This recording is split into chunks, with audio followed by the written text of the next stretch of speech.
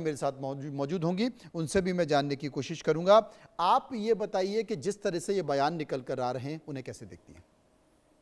जी मनु जी, वैसे तो ये मेरे को लगता है कि ये बयान जरूरी नहीं था। हम्म। कई बार आपको सामाजिक जीवन में कुछ चीजों को जो है आंकना नहीं चाहिए, स्पेशली राजनेता होते हुए। हम्म। और वो भी उस उम्र से गुजरी हैं जब उन्होंने स्ट्रगल किया है, और बॉलीवुड में किस तरह का स्ट्रगल उन्होंने किया है वो हम उनकी उनके मुंह से ही हमने सब कुछ सुना है। जी। आज भारतीय जनता पार्टी की सांसद हैं, कई जिम्मेदारी वाले पदों पे हैं। और मुझे लगता है कि एक आइडल होने के नाते उनको इस तरह के शब्द नहीं इस्तेमाल करने चाहिए थे। गटर जनरेशन बोलना पूरी जनरेशन के ऊपर धब्बा लगाने वाली बात है। मेरी खुद की 22 साल की बिटिया है जो आज ही 22 साल की हुई है, और उसे 23वां साल शुरू हुआ है। जी। फिर मेरी 9 साल की बिटिया है, तो मतलब ये दो बेटियां अगर मेरे पास हैं और वो नीट के प्रोटेस्ट को सपोर्ट करते हैं। मेरी बड़ी बिटिया जो है वो नीट के प्रोटेस्ट को सपोर्ट कर रही थी और जी। नीट के प्रोटेस्ट में भी गई थी। तो ऐसा नहीं है कि सारे बच्चे एक जैसे हैं, लेकिन हर जनरेशन में कुछ कमियां होती हैं। ये जो जेंजी जनरेशन है, मैं आपको एक बात और बता दूं, इनका अल्कोहल कंजम्पशन सबसे कम है, ड्रग्स कंजम्पशन सबसे कम है। और ये रिपोर्ट्स हैं कि अल्कोहल का जो जो कंजम्पशन है वो कम हुआ है, लिकर की सेल कम हुई है। तो वो एक अलग अलग आंकड़े हैं सब जगह। लेकिन एक दूसरी तरफ एक और आंकड़ा है जो कर्नाटका के कॉलेजेस और कर्नाटका सरकार का निकल के आया है, जिसमें एड्स के मरीज जो हैं इस जनरेशन में ज्यादा हैं। तो किसी की आज़ादी पे अगर आप ये कहें कि आज़ादी में सेक्सुअल संबंध होना, देखिए हमारे समय में मैं लेट 70s बॉर्न हूँ। हमारे समय में वन मैन वन वुमेन ये वाले कॉन्सेप्ट चलते थे घर में, जहाँ शादी कर दी हो जाती थी और वो शादियां हमें चलानी भी पड़ती थी। आज अगर बच्चे अपनी चॉइस ले रहे हैं तो मुझे नहीं लगता इसमें कुछ बुरा है, क्योंकि एकल परिवार हैं। एकल परिवारों में माँ बाप भी कहाँ तक बच्चों की जिम्मेदारियां लेते हैं। अगर बच्चे के साथ कुछ गलत होता है तब जाके हम साथ में खड़े होते हैं। जी। लेकिन कंगना रनौत के बयान से मैं बिल्कुल बिल्कुल बिल्कुल अपने आप को अलग करती हूँ। और एज अ महिला मैं बिल्कुल ऐसा नहीं सोचती, और कई बयानबाजियां जो हैं वो ठीक नहीं होती।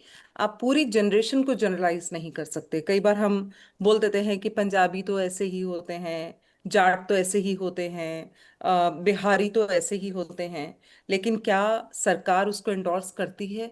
सारी पॉलिटिकल पार्टियां, जो राजनीतिक आंकड़े हैं वो कहीं ना कहीं जातीय समीकरणों पे बनते हैं। सरकार कभी इंडोर्स नहीं करती, और वो सरकार का एक नुमाइंदा है। उनको इस तरह की भाषा बिल्कुल नहीं इस्तेमाल करनी चाहिए थी मनोज जी। लेकिन और होती है, सबसे बड़ी बात है कि इस तरह के बयान रुकते नहीं हैं। कंगना रनौत को या तो पॉलिटिक्स समझ में नहीं आती है, या समाज का ताना बाना उनको नहीं समझ में आता है।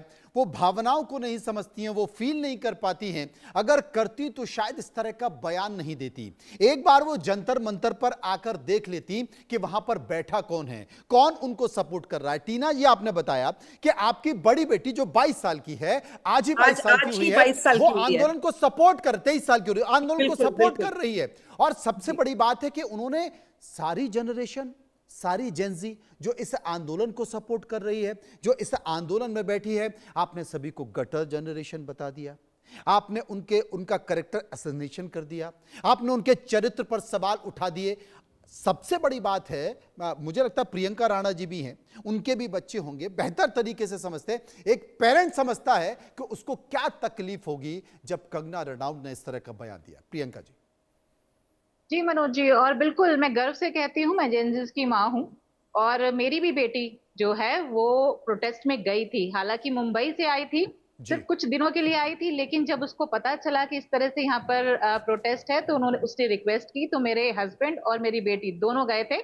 मैं किसी कारणवश नहीं जा पाई, लेकिन पूरा समर्थन था, क्योंकि देखिए हमारे जो बच्चे हैं, जो हमारे बच्चों का फ्यूचर है, अगर इसी तरह से परीक्षा पे परीक्षा लीक होती जाएंगी तो आप समझ सकते हैं कि किस तरह का भविष्य हम अपने देश के लिए बना रहे हैं। एक तरफ तो आप बात करते हैं देश को जो है पूरे एक मतलब लोगों के लिए एक एग्जाम्पल सेट करने का, जो आपके विश्व गुरु बनने का, और उसमें आप ऐसे बच्चों को मौका दे रहे हैं जो पेपर खरीद करके और जो नकल करके पास होते हैं, और उनको जो है वो फैसिलिटी मिलती है, वो जाकर के आगे डॉक्टर बनेंगे। तो सोचिए आप किस तरह से भविष्य खिलवाड़ कर रहे हैं, लोगों का, उनकी जानों से खिलवाड़ कर रहे हैं।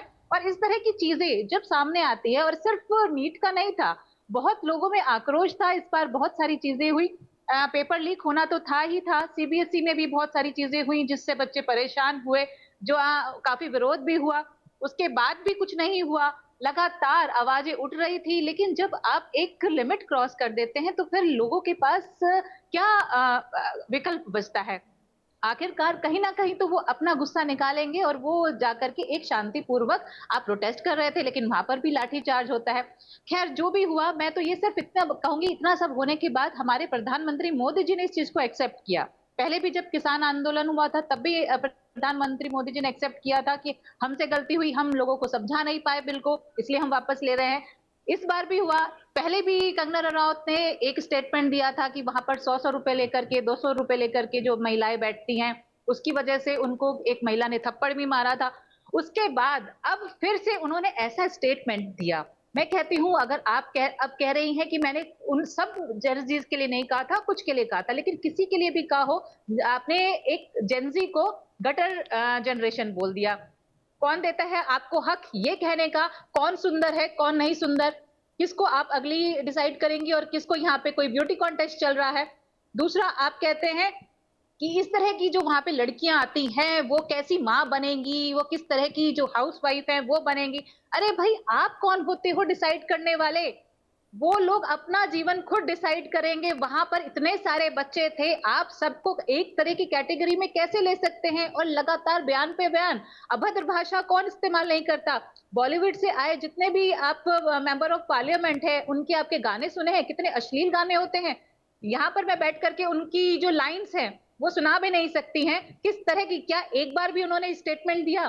क्या बॉलीवुड से जो उनकी अपब्रिंगिंग रही है, वो तो खुद एक रेवोल्यूशनरी विचारधारा से बिलोंग करती हैं, तो किस तरह से आप परवरिश पे किसी के भी माँ बाप के ऊपर उंगली उठा सकती हैं? पूरे देश के अंदर कितने सारे बलात्कारी होते हैं, छोटे छोटे बच्चियों के बलात्कार होते हैं। क्या हम पूरे देश को बलात्कार का देश बोल सकते हैं? क्या सारे पुरुषों पर हम उंगली उठा सकते हैं? कुछ लोग हर जगह गलत होते हैं, लेकिन उसके लिए आप पूरे जेनजीज को कैटेगराइज करेंगे? इस तरह की भाषा वो लगातार बोलती है, और मुझे लगता है कि और उनके अंदर सबसे अभी बड़ी भी बात है कि वो हमेशा जब इस तरह के देश के प्रधानमंत्री नरेंद्र मोदी जेंजी को जब संबोधित कर रहे हैं तो उन्हें फ्रेंड्स कर कर जिक्र कर रहे हैं, फ्रेंड्स जी। उनको बोल रहे हैं, और कंगना रनौत उन्हें गटर जनरेशन कर रही हैं। क्या बीजेपी इस भाषा को स्वीकारती है? क्या बीजेपी में इस तरह के लोग होने चाहिए? क्या बीजेपी को इस तरह के लोगों को टिकट देना चाहिए? क्या बीजेपी को इस तरह के लोगों को आगे आना चाहिए? क्योंकि बीजेपी तो चाल चरित्र चेहरे की बात करने वाली पार्टी है। मुझे लगता है बीजेपी को सोचना चाहिए, क्योंकि अगर राहुल गांधी को पूरी बीजेपी इडियट शब्द से घेर रही है तो कंगना रनौत के बारे में भी उन्हें गंभीरता से विचार करना चाहिए, और अगर नहीं किया गया तो फिर मुझे लगता है कि यह दोहरी मानसिकता होगी। मैं शुक्रिया करना चाहता हूं मेरे साथ जो मेहमान जुड़े हुए।